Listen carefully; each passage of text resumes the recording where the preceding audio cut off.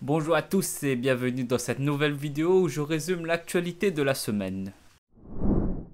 Au sommaire de cette vidéo, nous avons Joe Biden qui a ordonné à son armée de construire un port au large de Gaza pour envoyer davantage d'aide humanitaire. Une autre actualité à souligner, c'est le décès du célèbre mangaka Akira Toriyama, connu pour être le créateur de Dragon Ball et de Dr. Slump.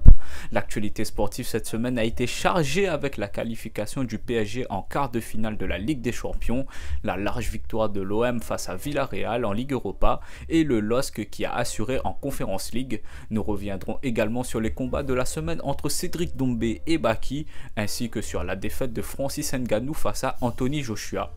Enfin, dans l'actualité cinéma, je vous livrerai mes pronostics pour les Oscars 2024. La situation est extrêmement critique à Gaza. La famine menace les Gazaouis, plus particulièrement dans le nord de l'enclave où 300 000 personnes sont entassées. Le président des États-Unis, Joe Biden, a annoncé que l'armée américaine va construire un port temporaire sur la côte de Gaza, tout ça dans le but de transporter davantage d'aide humanitaire. Il y a une semaine, des avions militaires américains ont largué plus de 38 000 repas sur la bande de Gaza. Malheureusement, plus de 100 Palestiniens sont morts lors de la distribution alimentaire dans une bousculade et sous les balles des soldats israéliens. Pendant ce temps, la vice-présidente des États-Unis, Kamala Harris, appelle à un cessez-le-feu immédiat à Gaza en prévision du début du mois de Ramadan qui débute cette semaine. Le mangaka Akira Toriyama nous a quittés à l'âge de 68 ans.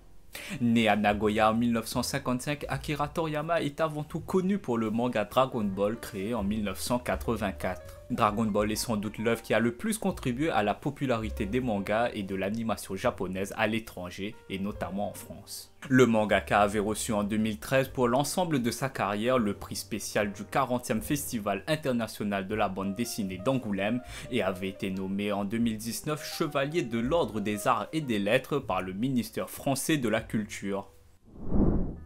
Comme je l'ai dit dans le sommaire de la vidéo, l'actualité sportive a été très chargée cette semaine. Tout d'abord, nous avons le PSG qui a validé sa place pour les quarts de finale de la Ligue des Champions en s'imposant 2-0 sur la pelouse de la Real Sociedad avec un doublé de Kylian Mbappé. L'Olympique de Marseille a infligé une correction au Villarreal de Marcelino 4-0 au match aller des huitièmes de finale de la Ligue Europa.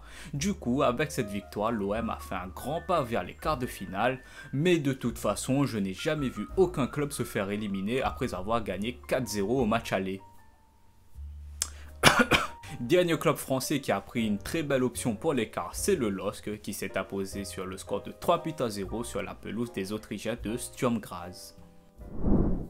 Le 7 mars a eu lieu un combat très attendu du MMA français entre Cédric Doumbé et Baki, un affrontement qui s'est terminé au 3e round par une défaite de Cédric Doumbé qui fait beaucoup parler. À 4 minutes de la fin du combat, Cédric fait signe à l'arbitre lui indiquant qu'il a une écharpe dans le pied qui le gêne pour combattre. Suite à cela, l'arbitre décide d'arrêter le combat, donnant ainsi la victoire à Baki. Du coup, la fin de ce combat laisse un goût amer pour les spectateurs et pour les combattants.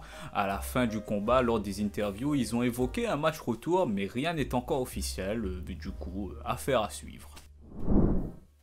Dans l'autre combat de la semaine, l'ancien champion du monde des poids lourds Anthony Joshua a surclassé la star du MMA Francis Ngannou. Sans laisser de place au doute, Anthony Joshua a mis KO le Camerounais dès le 2e round.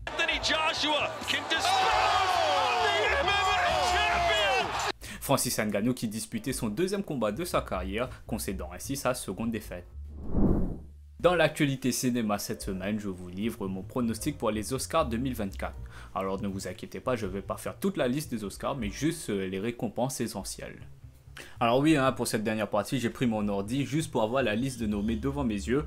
Du coup, pour meilleure actrice dans un second rôle, je choisis Da'Vine Joy Randolph pour le rôle de Mary Lam dans Winter Break, ou The Holdovers comme vous voulez. Du coup, ouais, c'est une actrice qui mérite son Oscar car son rôle est très touchant dans le film et je vous l'encourage vraiment à le voir.